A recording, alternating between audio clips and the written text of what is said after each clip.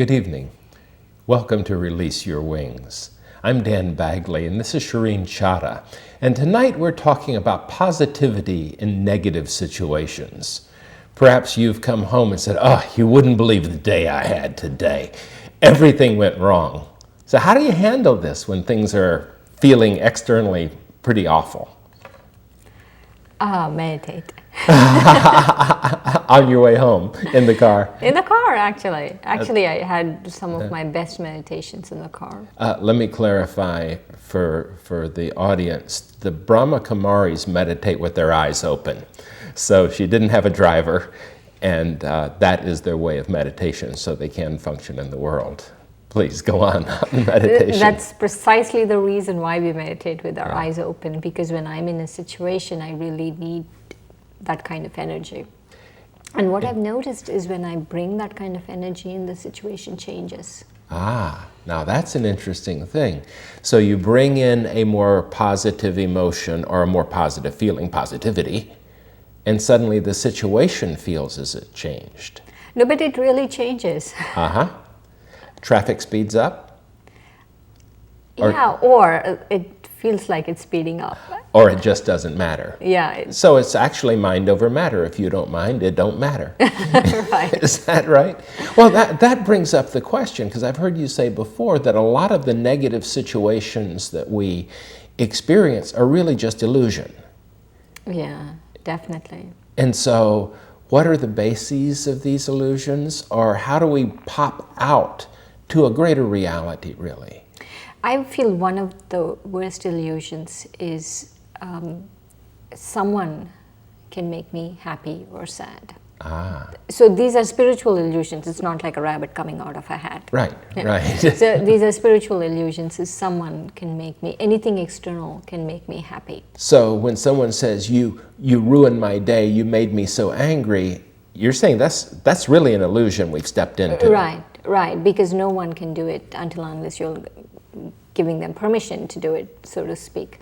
And so one of the things is to really look back, and the way to counteract an illusion like that is, let's say you're in a situation and someone is really upsetting you about something, and you're thinking, this person is really making me mad. Right.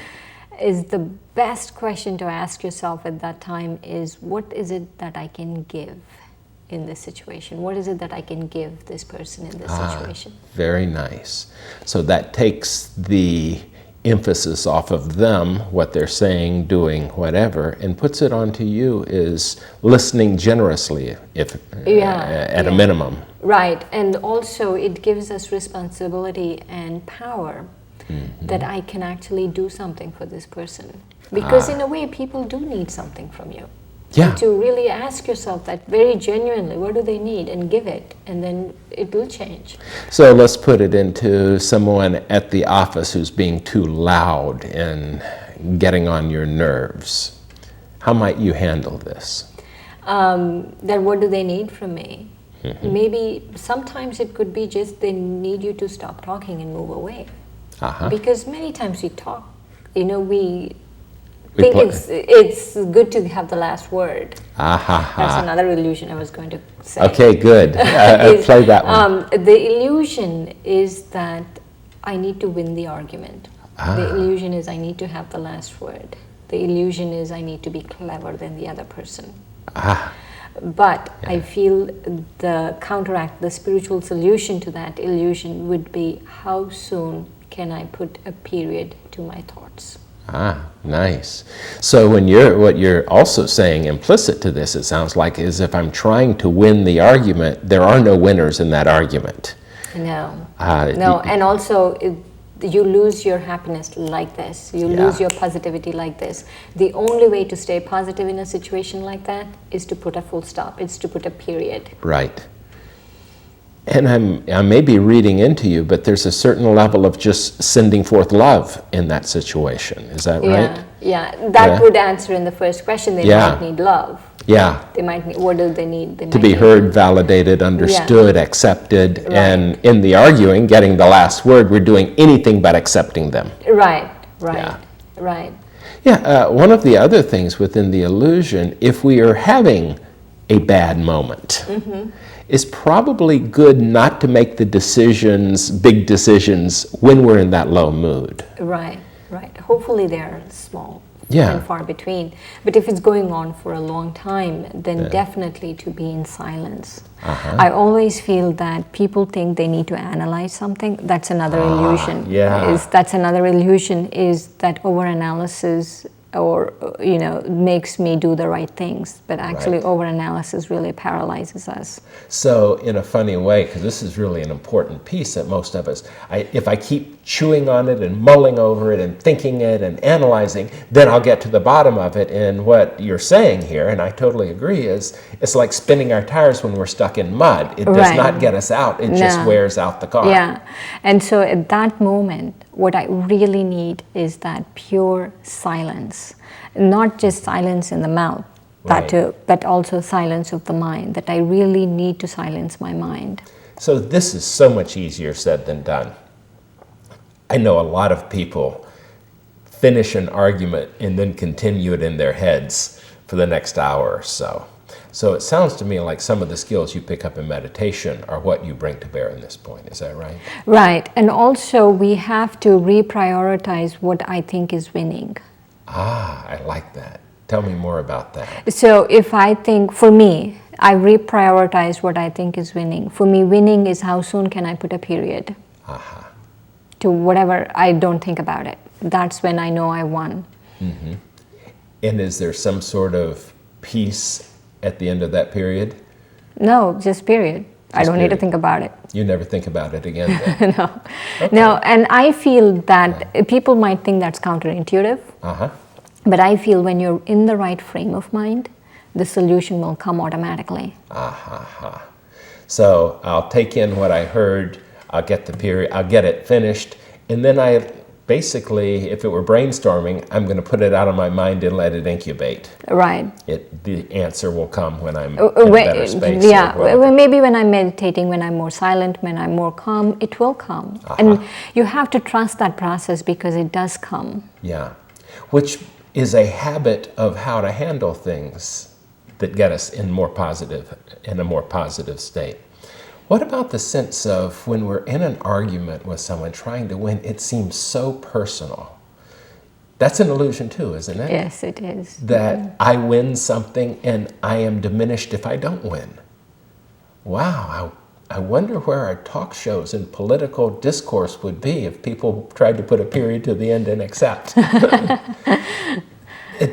But that really doesn't, I'm thinking of, to the right and the left of the talk radio, a lot of that is just trying to stir the emotions and play an ain't it awful game, regardless of the politics. All right. That's probably not adding to positivity or happiness.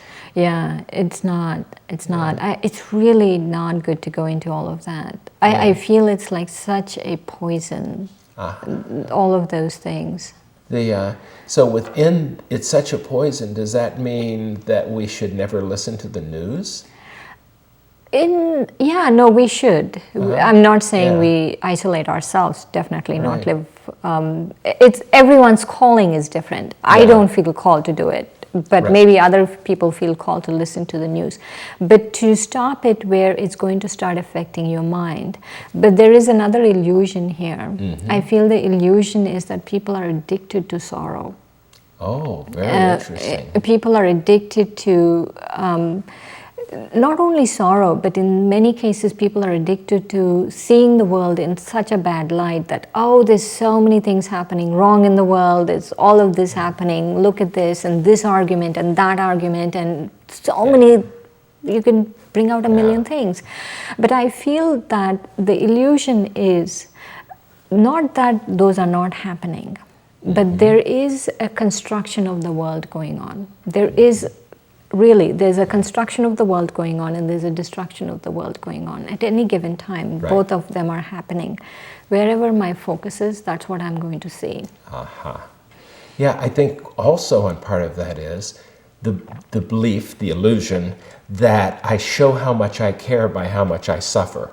So if I really put myself in pain, it shows I'm a better person for suffering more, which of course is not productive. Yeah, it is not productive, and it's not useful for anyone for us to suffer.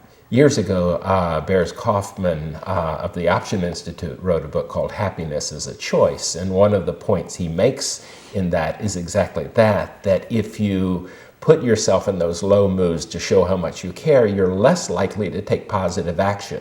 You're less likely to help pick up the pollution. You're less likely to donate to the cause you believe in because you're suffering already. You've paid your dues. You're paralyzing yourself. Exactly. And you're not helping other people. Exactly. But you need to be in a good, that's when you really lose a lot of people have burnout. Yeah. You experience burnout is because of those things. Which gets attachment to the problem as opposed to unfolding of solutions. Right. But solutions are abound in the world. There's, it is the best of times and it is the worst of times. So am I going to focus on the best of times or the worst of times? So I have to make a decision. Okay. And the decision is what directs your focus, your attention, and that's what creates your reality. There's another little illusion. I don't know how much time we have, but I want to mention this before we... 2 minutes about. This is not to ask too many questions in your head. Don't ask too many questions. This isn't not saying don't do fact-finding like, can I buy these beans cheaper? You're asking don't overanalyze with too many questions? Yeah, why did this happen? How did this happen? What did happen? When did it happen? The overanalysis, once again, will spin you into the if I hadn't, then it would have, or whatever the game is. Yeah, or even this whole aspect of why, the doubt. Why did this happen? All of those things. Yeah. So why is usually not a useful question in getting out of a mess. Perhaps what do I do now would be an answer one would search for. What about the role of having positive friends? Company is very important, really important. And actually, in every scripture, they talk about the importance of company. The company you keep actually takes you across or drowns you. So within that, we probably, as this almost sounds cruel, but we probably ought to look at who we're hanging out with and ask if they're creating more illusion for us. If they're, making us not respond helping us not to respond to our best. Right. In our best self-interest. Right.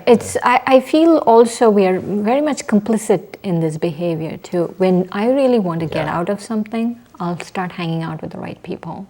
Now this comes to the personal responsibility for positivity. So as I create a situation or feel a situation, to say in many ways, whether it's my relationship with a friend or a relative, a loved one, an ex, I've been complicit in the relationships unfolding for a long, long time. Yes, exactly. People feed off of whatever you want. Absolutely. So it maybe it takes two people to argue, but it only takes one to put the period at the end. Very nice. On that moment, on that thought, we'll put a period at the end of this. Thanks for joining us. Thanks, Dan.